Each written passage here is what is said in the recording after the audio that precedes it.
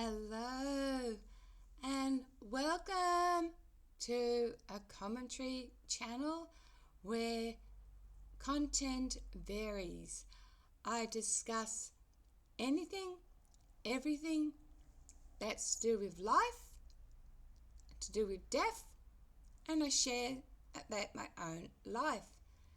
Now, just over a week ago, I had a birthday and I turned 64. And one of my faithful viewers, Nicole, asked me to share a little bit more about my life. So I'm going to do that in stages. So here goes.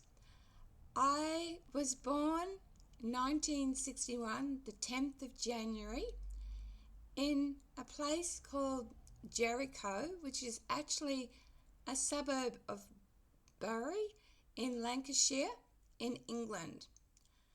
And I was the oldest of three. My father at the time was a trucker.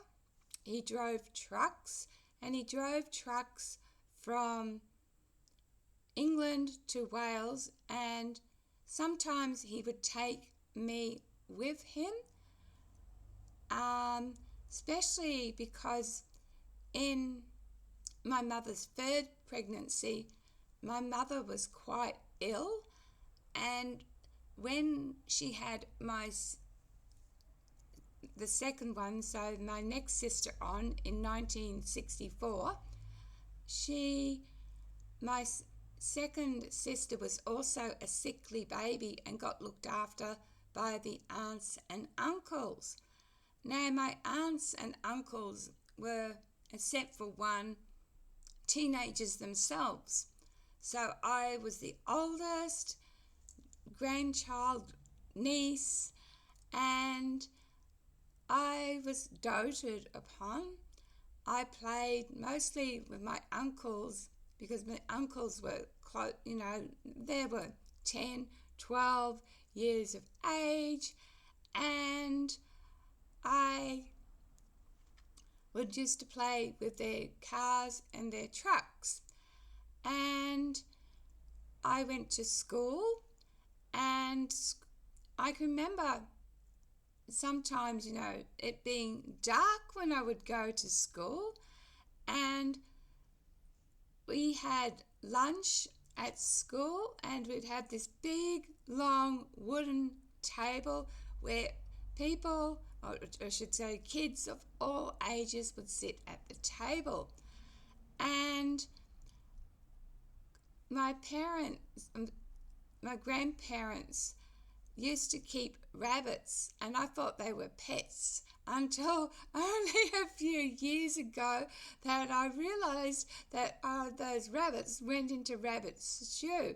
If I had known that now, I doubt whether I would eat it. I'm really funny.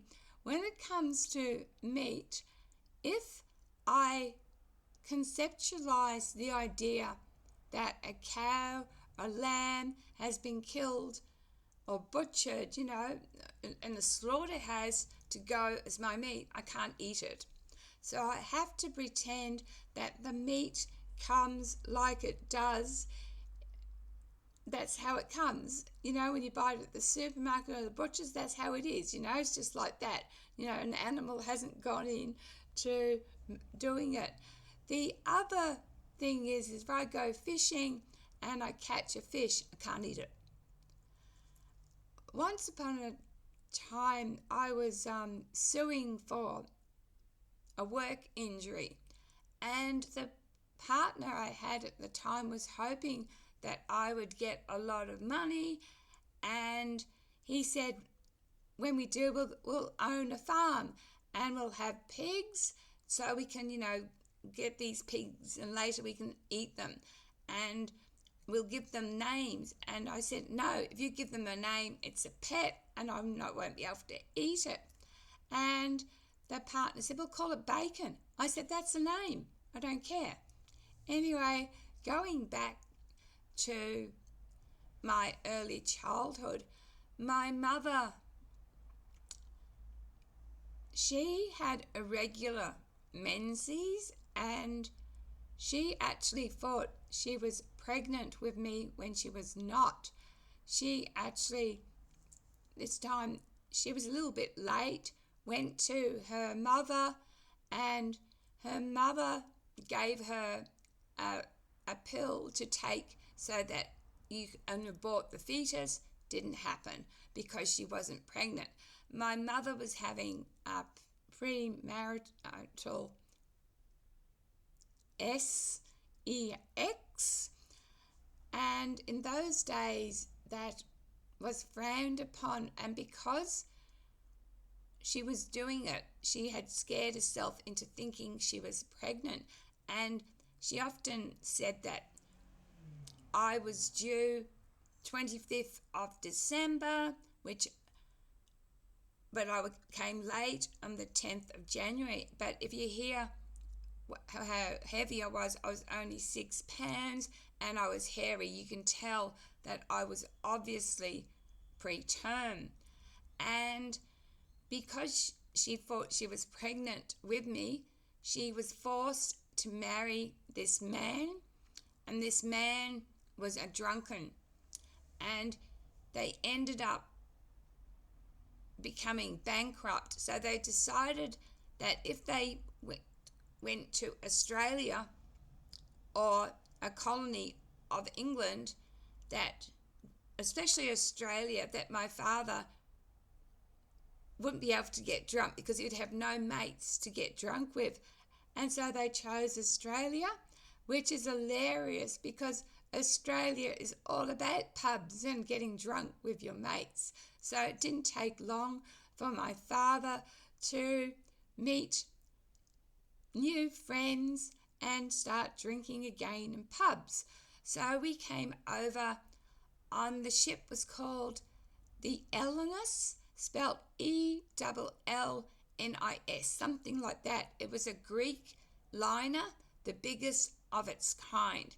And we came over as 10-pound poms, and I can remember stopping off at Cape Town, and at Cape Town there's still the apartheid, and we got into trouble for sitting on the wrong part of the bus because we took a bus ride to go and see one of the mountains, and one section of the bus was for coloured, one section was for black. Not that being racist here, this is what it actually was, and one was for white people.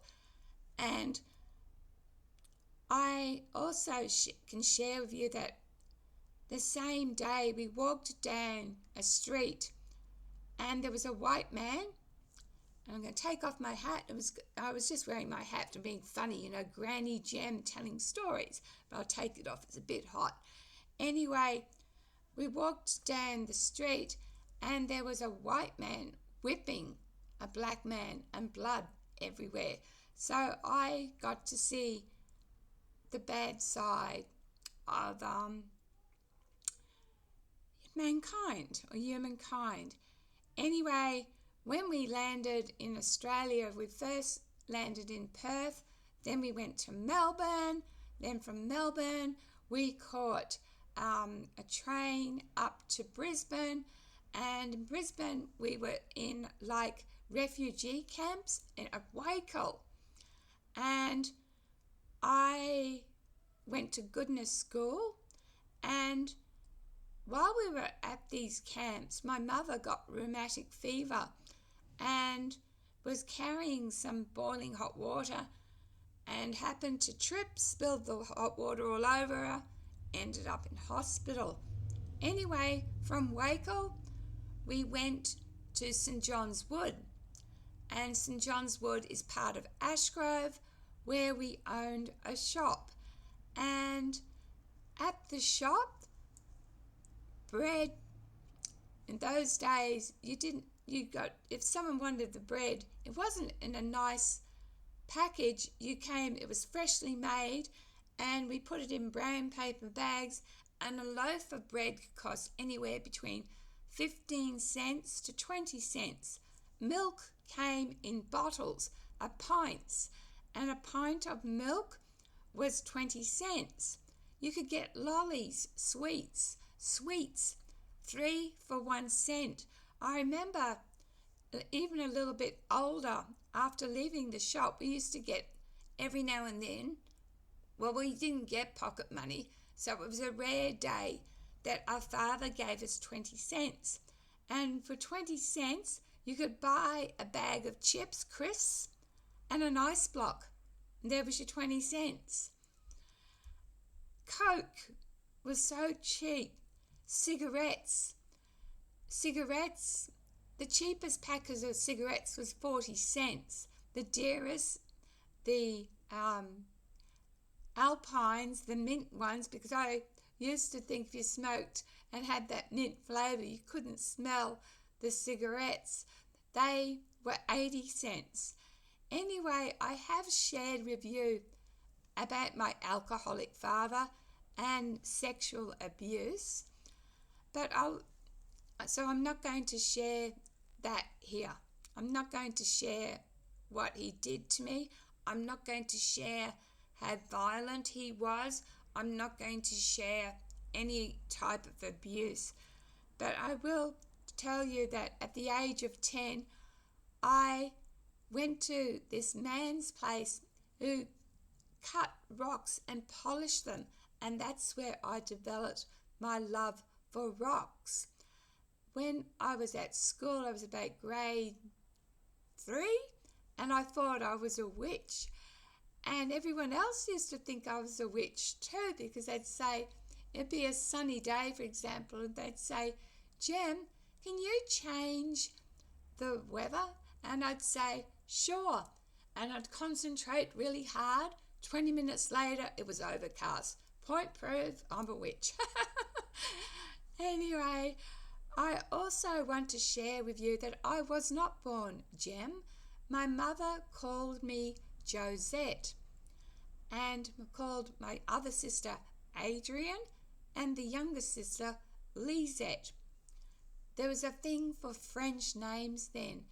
Anyway, I'm not feeling the best, so I'll share some more stories with you on another day. But I've shared up to about the age of 10. Age of 10, I got my first birthday party, because my birthday falling in January in Australia, we're on holidays, so there's no kids around. But grade 10, I had a party at a swimming pool and I had an ice cream cake. The next party I ever had was when I was 21. All right, that's a little bit about, hold on, Granny Jem's life, and I'll share some more on another day. Enjoy. Please share some about your life. And one last thing. At school one day, an orchestra came and they played classical music. Something touched me deep inside in my heart, and I cried. And from that day on, I had a love of classical music, although I love all sorts of music now. Entertainment, trance, dance music, rock and roll, you name it. I've already shared the songs I hate, and someone shared the songs that they hate, and I had to have a bit of a laugh, because one of my favourite songs is I'll Always Walk 500 Miles. So, and they hated that song, but it is what it is. Some people probably love Push the Little Daisies and They Can Come Up. I hated that. Anyway, I also, one last thing, I'll admit it, I was a Bay City Roller fan. Didn't have the tartan skirts, but I was so in love with Leslie, and I was in love with Gidget. I watched all the Gidget movies. I watched all the Elvis Presley movies when he was young, and I loved the King as well. So that's a bit about my life, the nice parts. All right, I hope you've enjoyed some of my stories. Love to hear some of yours. And also, I loved vampire movies. Old Christopher Lee and Vincent Price used to scare me to death. Please share some of yours. Love, light, and blessings. And I will come back another day and share some more stories about Gem's life. Bye for now from Granny Gem. Love yous.